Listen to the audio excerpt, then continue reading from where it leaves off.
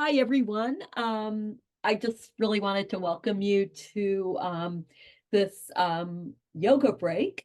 And I also really want to thank Tony for giving me space in the schedule for doing this. I offered yoga actually at the in-person January gathering at 7 a.m., which was a nice start to the day. But we thought maybe trying something like a mid-morning break would be, or a mid-afternoon break, depending on whatever time zone you're in, might be a different kind of approach. So I just wanted to give you a little bit of a sense of what I'll be leading you through today. And hopefully at the end of the session, there'll be a few minutes left and you can just ask me any questions. So my name is Himanee Gupta. I'm a professor at Empire State University. And what's most relevant for this session, I'm a newly certified Kripalu yoga instructor. And I'm really excited to lead you through this practice. I've been doing yoga for about 40 years off and on. And I think 40 years is about the same amount of time that I've been relegated to jobs in professions that require a lot of sitting at desks and a lot of hunched over shoulders, a lot of typing at keyboards and wrist strain, and a lot of staring at computer screens. And yoga has been one of the ways that has really sustained me through that practice over the years. And I'm really kind of excited to think about ways that yoga connects with autoethnography by kind of allowing us to go out of our rational minds into our bodies and to just kind of use our breath, use our movements to explore what's in ourselves and just kind of notice things, observe them, watch them, and then allow them. And then in autoethnography, allow them to come out and see what formulates on paper. So what I'm going to do today is I'm going to take us through a really brief meditation, and then we'll do some pranayama or breath exercises, a few warm-ups, a few yoga postures, followed by a little bit of a guided relaxation. And then I'll open it up for questions if we have time. And I would say that's a classic Kripalu yoga sequence. I suspect that there might be lots of different levels of experience with yoga in this Zoom room, ranging from quite a bit to maybe none at all. And so I really invite you to use this time to do what your bodies want to do and follow my cues if you'd like. But if you'd like to, you can release anything at any time if it's too much for you. And you can also experiment and go a little bit further if that's what you're called to do today. I'm going to be using the chair because I suspect that's where a lot of us are as well. And so we'll be doing a lot of seated poses and some standing poses. But if you would like to get on the floor and have a yoga mat nearby, please feel free to do so. I totally welcome you to do anything. So, okay, with that said, I invite you to just find a comfortable seated position in your chairs or on your floor where you can sit with your feet on the floor, your sit bones either on the floor if you're on the floor or rooted down into your chair. Um, from that seated position, gently lift the spine, lifting the ribs, and let the shoulder blades float down away from the ears. Imagine through those sit bones that you've got roots extending deep down into that cold, slowly warming earth if you're here in the Northern Hemisphere, in the northern part of the continent. Um, and allow the crown of your head to kind of reach the sky, to kiss that sky, to greet March, the beginning of the season of the lion roaring and the lamb softly bleating in return. Now, if you're on screen or if you're off screen and you feel comfortable doing so, go ahead and close your eyes and begin to take some deep breaths, inhaling in and exhaling out. You can breathe in and out of the nose if that's comfortable for you, or you can breathe in through the nose and out through the mouth. But at any rate, just practice taking some deep breaths and notice your breath.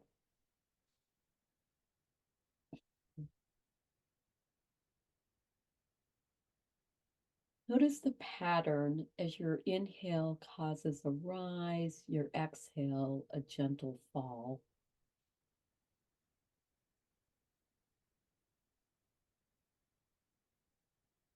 Begin to notice your body and any sensations that are in your body. Just allow yourself to be with those sensations, watching them, just observing them, thinking about what they might be asking of your mind. So go ahead and keep breathing in and exhaling out. Now, if you can, bring your breath so that you're inhaling and exhaling through your nose, and direct your breath to your belly,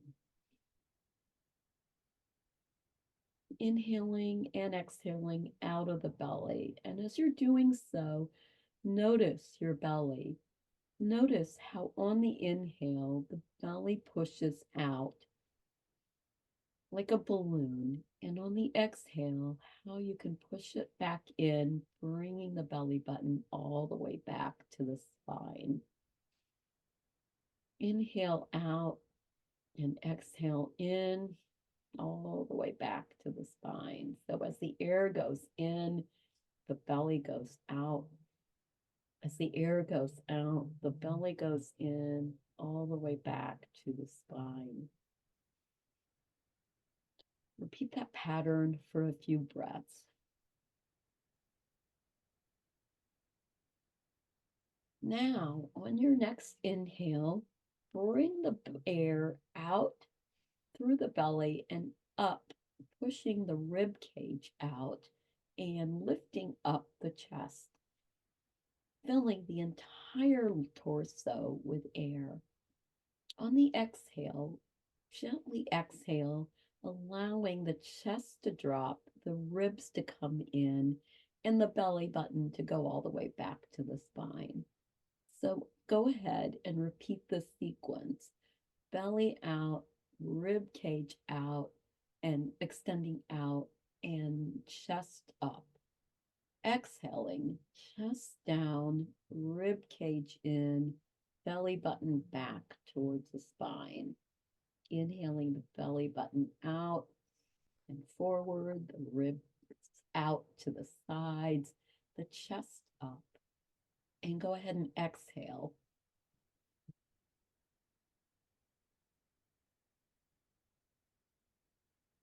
Go ahead and repeat that pattern at your own pace. This is called Dirga, or the full yogic breath.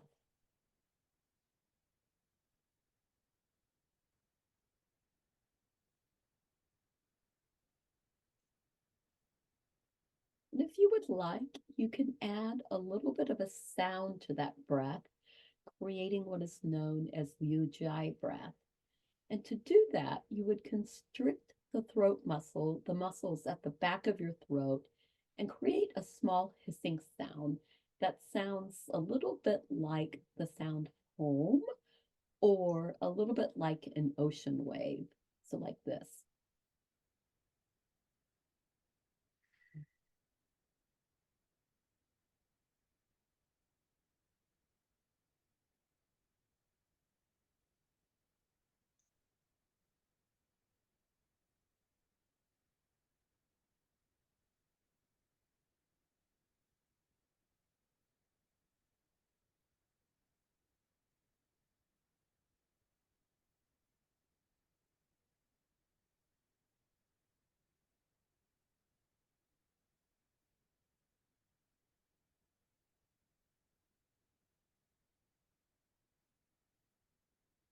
next exhale, go ahead and return to your natural breath. Go ahead and open your eyes if you would like. And then on an inhale, allow your arms to begin to lift up overhead. And on an exhale, bring them down through your center, arms in prayer position to your heart, and float your arms down to the side. Inhale and lift your arms up and overhead. Exhale and come on down to the side. Inhale up and exhale down. Go ahead and repeat a couple more of these sun breaths, reaching your arms up, up, up, all the way to that sun in the sky and down, exhaling through your heart and floating those arms down. Inhale up and down to the sides. On your next inhale, go ahead and hold those arms up. And on your exhale, reach the left arm over to your left side and to your right side and arch over to that side. Go ahead and bring your arms up and then go ahead and bend over to the opposite side. Go ahead and just repeat these side bends for a couple of times on either side. Inhaling up, exhaling to the side. Think about lifting on the inhale all the way up, and think about arching over to the side, allowing every bone in that spinal column to to be a part of the arch. Exhaling up and inhaling down. And after you've completed your final sequence on the opposite side, bring those arms up, and on an inhale, go ahead and twist gently to the left, bringing your arms over to the side. I usually try to mirror, but because I can't see a lot of you, I'm going to go ahead and model. So go ahead and float your arms up on the inhale, and this time twist to the right or to the opposite side. And you can bring the spine into this thing, allowing the shoulder to go to the back and allowing your head to gently turn as if you're looking towards that shoulder. Inhale up, and on an exhale, up to the other side. And just go ahead and repeat that sequence a few times, creating a nice stretch in the shoulder blades and allowing a nice twist on either side.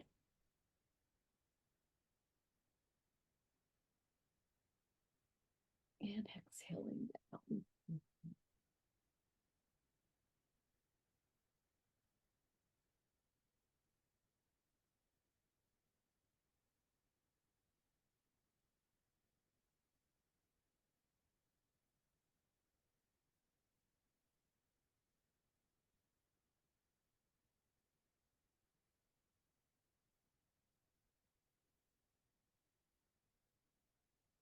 Okay, and after you have completed your final twist, go ahead and float those arms up and then lower them gently to your sides.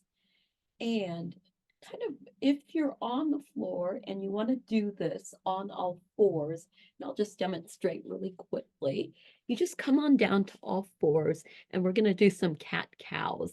So you would just go ahead and drop your spine down, lifting those hips up and the shoulder blades up. Exhale and come on up into the cat, arching your back upwards as if you're a cat, arching your back up. And you'll just go ahead and repeat that sequence. Now, if you're in your chair, we'll be doing something very similar. And so what I'd like you to do is go ahead and come back to your seated position. bring your hands to the sides of your chair. And then just on an inhale, go ahead and arch that spine forward towards your computer screen, creating a nice arch, dropping the shoulder blades and letting the neck and head reach back. Exhale and just repeat, forming kind of a C with your spine and reaching back towards your chair. Inhale, lifting, arching that spine outwards. Exhaling and going back. Go ahead and do these a few more times, reaching inwards and outwards.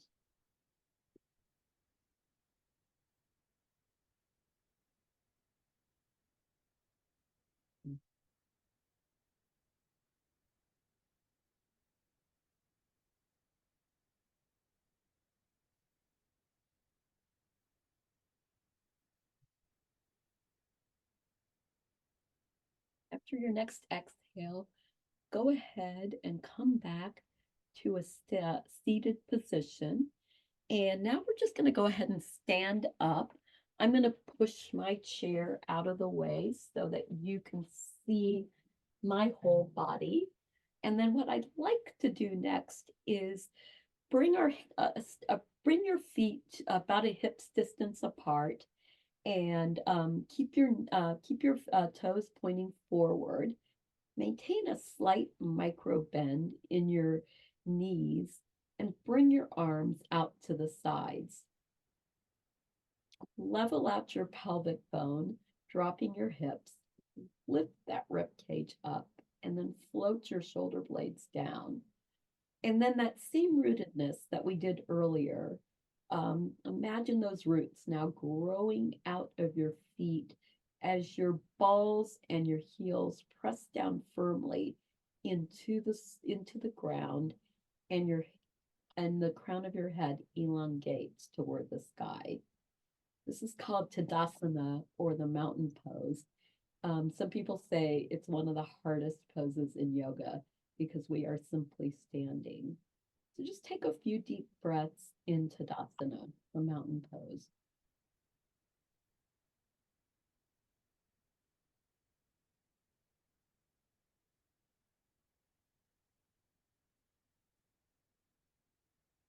If you would like, you could float your arms upwards and up into a V shape, reaching those fingertips toward the sky, but keeping those shoulder blades floating down away from the ears and into the pockets of the shoulder blades at the top of the lungs. Inhale up, exhale down, and go ahead and lower those arms down.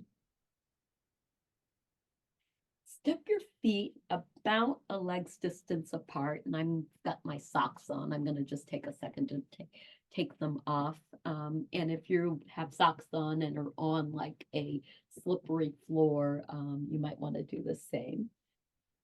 So when you're ready, go ahead and stand about a leg's distance apart. Bring your arms out to your sides and form what's called the five-pointed star. And so go ahead and take a couple deep breaths, stretching those arms outward, lifting, rooting down through the feet, lifting up through the kneecaps, the hip bones, and the ribs, and the crown of the head, dropping those shoulder blades down. Now, if your feet are facing forward, go ahead and turn them so that your toes are pointing out towards the side. Bend the knees and come down into what is called the goddess pose. Exhale and return to the five-pointed star. Inhale, exhale down into the goddess pose. Exhale and come on up. Inhale back down into the goddess pose. And this time, we'll go ahead and hold the goddess pose for a few deep breaths. If you would like, you can actually bring your thumb and your index finger together to form a mudra. And I'm not deep enough in my Kripalu training yet to remember exactly what this particular mudra is, but it's often used in the goddess pose, and I believe it represents the Shiva mudra. And it's just a mudra for power and for strength, as we are goddesses in our own right. Okay, go ahead and return to a standing position, keeping your feet at that hip distance apart. Bring your feet so that your toes are facing forward, and go ahead and turn your right foot out, and your left foot, turn the heel so that the arch is at a slight 45-degree angle. So you want the right foot to be facing out to the side and the left foot at a 45-degree angle. Holding those arms up, begin to tip your your left hip outwards, and begin to tip down towards your right leg, forming what is called Trikonasana, or the triangle position. When you feel that you have gone to a comfortable distance, you can just let your hand land wherever it is on the leg. That might be actually the hip, it might be the thigh, or it might be just below the thigh or even lower. Take a few easy breaths in this classic pose, Trikonasana, or the triangle.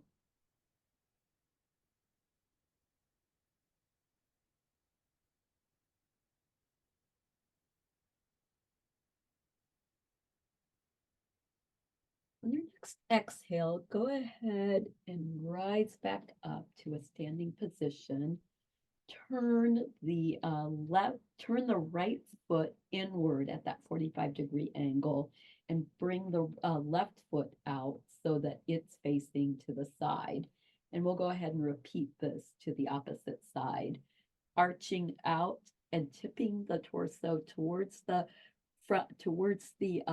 left leg, right leg for me, and bending forward into Trikonasana, the triangle pose. You may have noticed on my screen that my chair is nearby, so you can actually use your chair as a prop if it's challenging to reach your leg. You can use it to kind of hold on to one of the legs or even the side of the chair.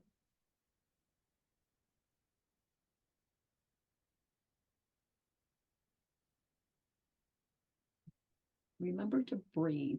Breathing is like one of the most important parts of the yoga practice.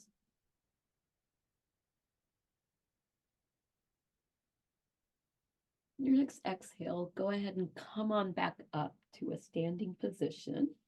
Bring your feet back to a hip distance apart, and we'll just stand in Tadasana for a few seconds, taking a deep, easy breath and just absorbing the sensations of that stretch.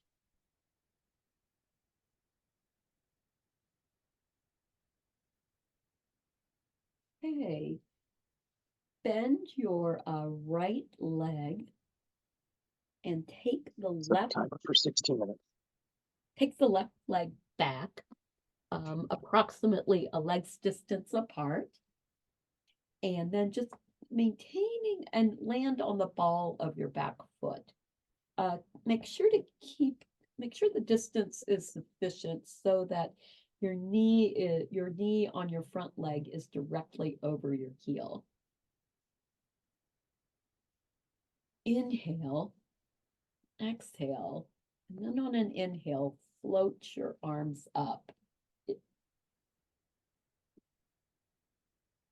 Once again, lift those ribs and drop that shoulders and level out that pelvic area as you're breathing deeply and allowing yourself to relax into the standing warrior pose, or Virabhadrasana. Those of you who've done yoga before may know this position as angling the back foot out, and you're most welcome to do so. I've been finding that I actually have a lot more stability by keeping my my back leg balanced on the ball of my foot.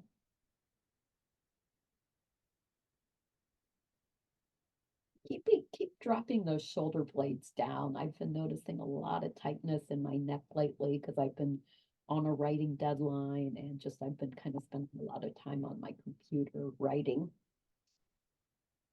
Okay, exhale, float those arms down and bring the front leg back to meet the standing leg.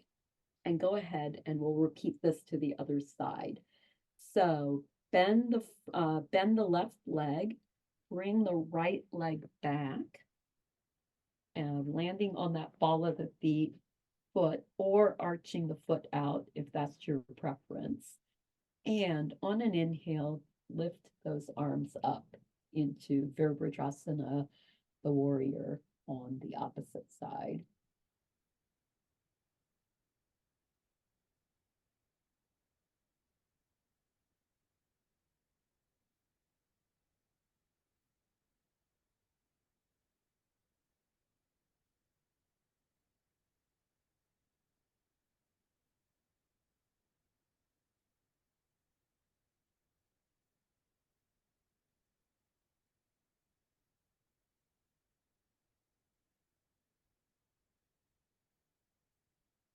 Okay, on your next exhale, bring that back foot back up to meet the front. Float your arms down. And let's just do a little bit of a shaking out.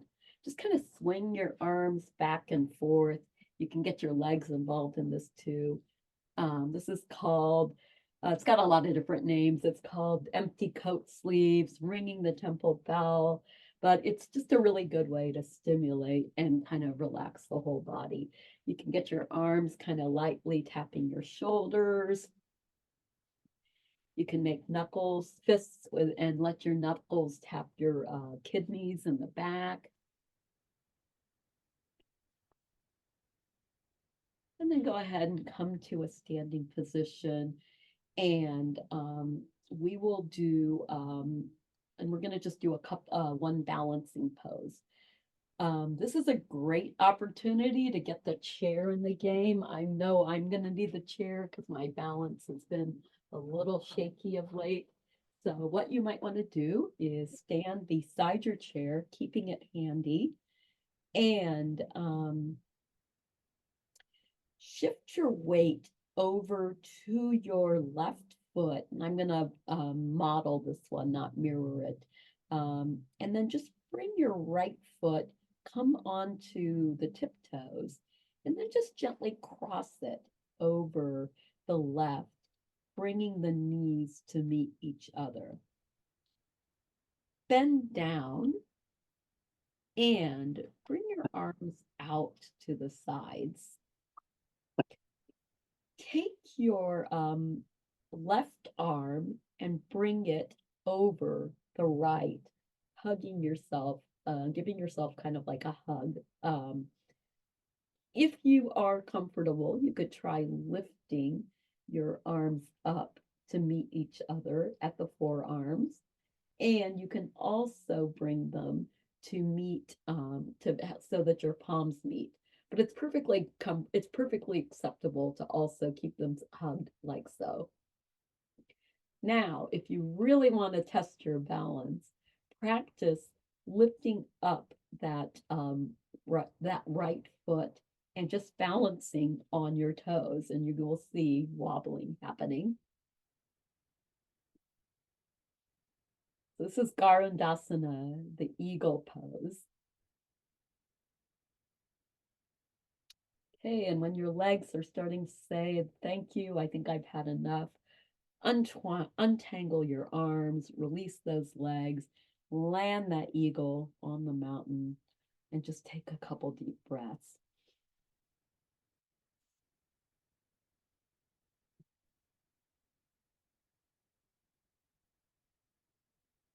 And when you're ready, shift your weight over to the opposite leg, to the right leg, and cross that left leg over the right, allowing the two knees to meet.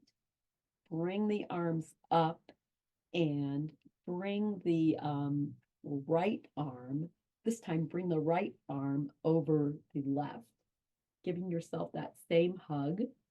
And if you would like, lifting those arms up and bringing them up to meet. Bending deeply into giving your kind of bending down into the knees gives you a little bit more stability in this eagle pose. And if you'd like, you can go ahead and practice lifting those toes up. You should be feeling a really good stretch in the back of your shoulder blades. Okay, go ahead and put that toe down, release the arms and release the legs, and go ahead and come to a standing position. If you're on the ground, you're welcome and you're familiar with the pose, downward facing dog, you're welcome to go ahead and do that now. I'm going to demonstrate a way of doing it with the chair. So for those of you on the floor, this is Adho Mukha Shavasana, or downward facing dog. And there's a million things I could tell you about it. But this is what it looks like on the ground. And I'm going to kind of work with you. For those of you who'd like to use a chair, I'm going to work with you on that. So what you want to do is stand beside your chair and bring your hands to rest kind of towards the far end. And then begin to kind of walk away from the chair, allowing your hands to walk back along the side of the chair with you until you come to the chair's edge.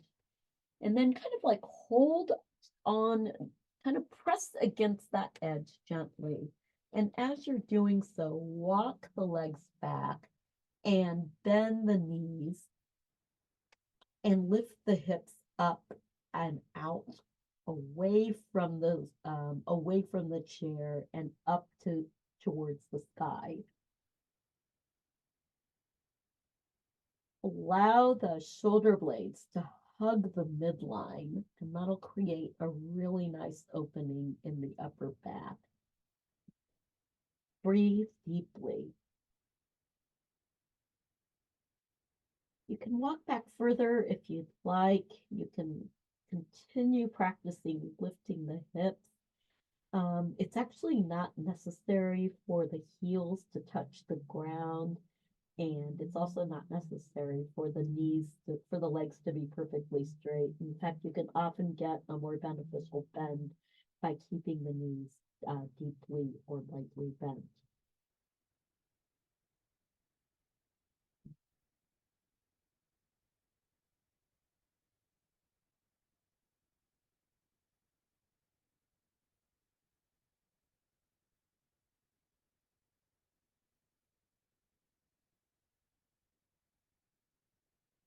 Okay. On your next exhale, go ahead and slowly release from the pose. If you were using the chair, walk your feet forward and come on back to rest upon the chair. Let me just do a quick time check. We've got 4 minutes, so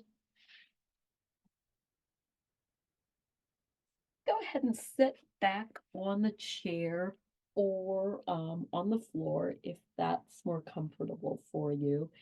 And what we're going to do is practice what's called Navasana, or the upward or the boat pose, using the chair.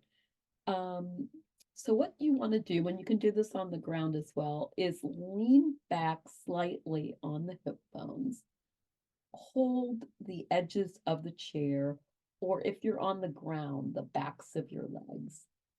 Lift the legs upwards. Go ahead and lean back, lifting the arms up holding the chair until you can feel kind of a nice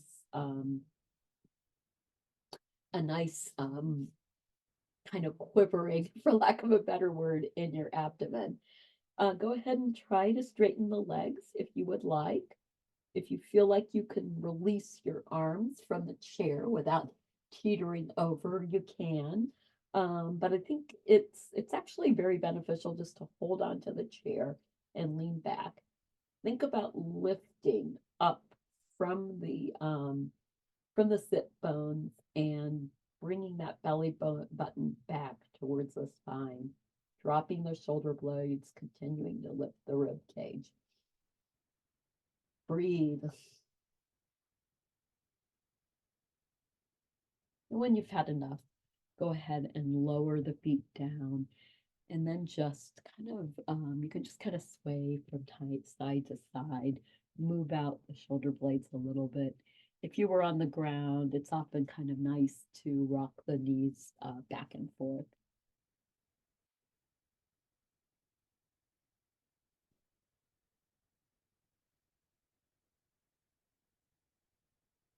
And then we're just going to do one modified cobra pose.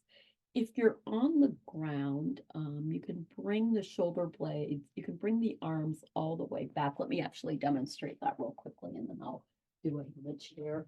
You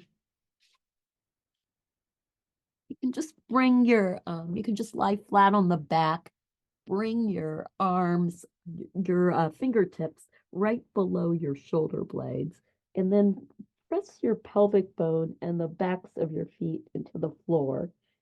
And then just go ahead and lift gently, forming a nice arch, and just kind of lift up and then kind of float down.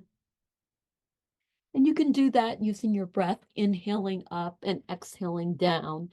And you can also hold it for a couple of breaths and just kind of practice arching up. On the chair, we're going to do something pretty similar to that. Seated in the chair, arms at the sides, holding the edge of the chair, and sit bones rooted down and pressing in. Drop those shoulder blades down and start to arch forward. Start to lift the chin, tipping the head back slightly, looking up toward the sky.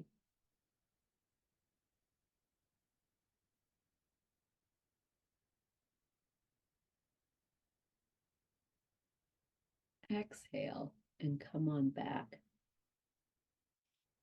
Take a breath or two. We'll repeat that one more time. So inhale, up.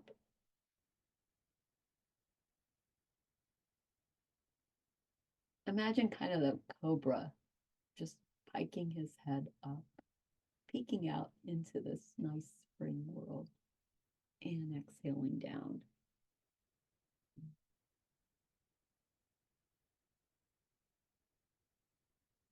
And then just go ahead, bring your legs all the way wide, and then just kind of drape down for a breath or two over those legs.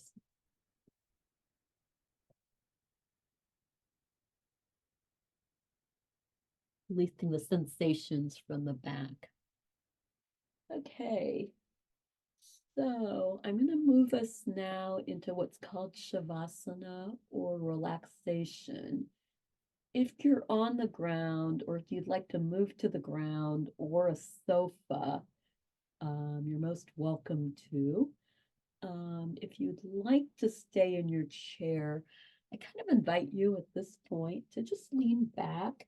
If you can put something comfortable underneath your feet, such as some books, or I happen to have yoga blocks, so yoga block, you can do that. And then just go ahead and lean back. You don't want to let your head extend out over the back of the chair, but just kind of keep it so that it's in a relaxed position. Take a couple deep breaths. Allowing the breath to explore the body, noticing how it might feel differently from where it began. And just go ahead and let go of everything. Close your eyes and just kind of rest for a few minutes.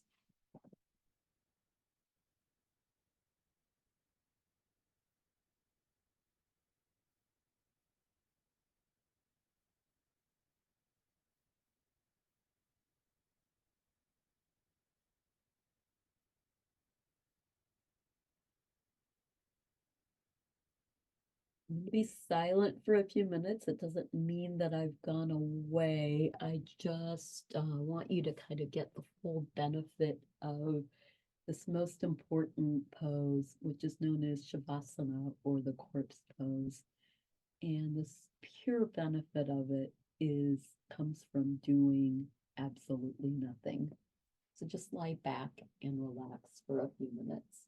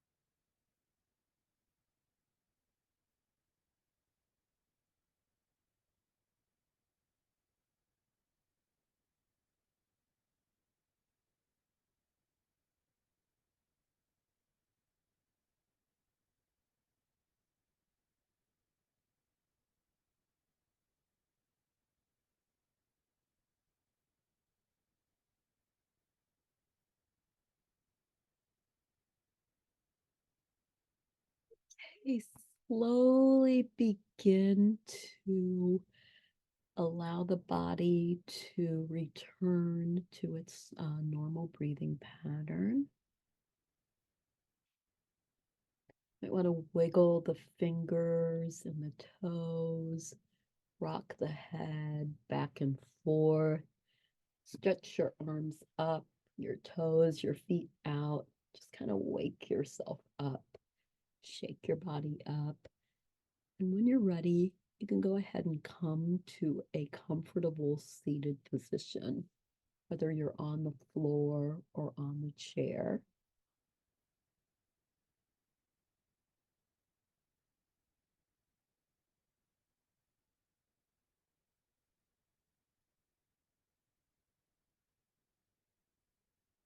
no rush in doing this. Just take your time.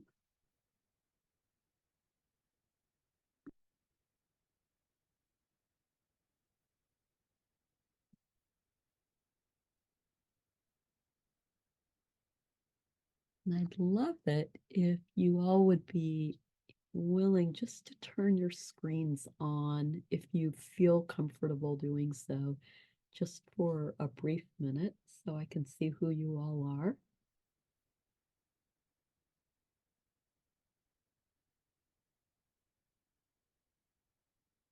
Go ahead and we'll go ahead and reach our arms up, them down to a prayer position at the center of the heart. And I just want to say thank you very much again for allowing me to guide you in this practice. And we do have a few minutes, and I can just answer any questions. And namaste.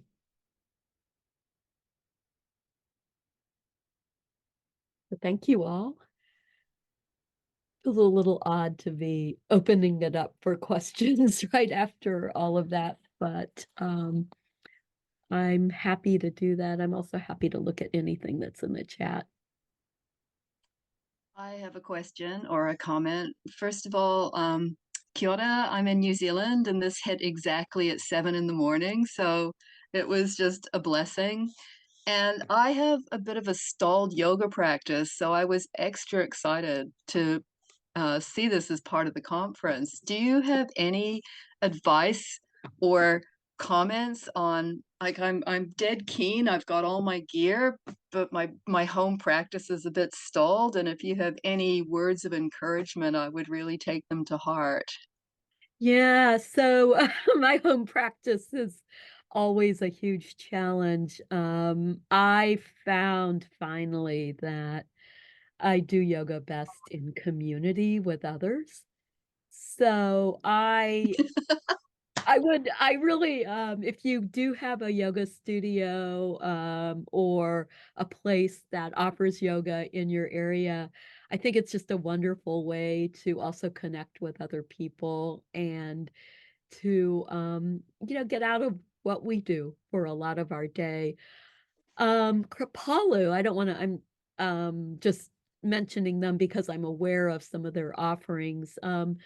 Kripalu Yoga, which is based in the United States, has an online studio, and it's actually pretty affordable. It's 39 US dollars a month to join, and I think you can go for like I think they give you a 30-day free trial, and you can actually get quite a few free yoga uh, access to quite a few online yoga classes as well as recorded yoga classes. So you can do it online in community with others, if you don't have it available for yourself.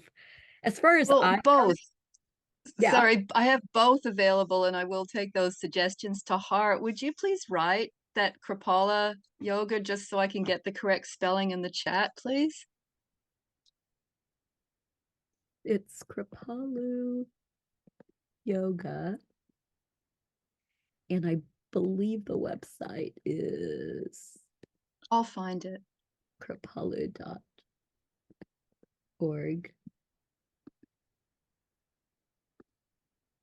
You go. Yeah. Thank you.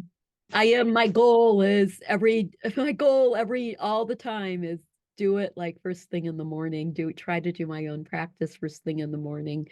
And, even if you're doing just stretching out of bed, that is a Mhm. beneficial thing. I'm just low battery. No, thank you very much. You're welcome.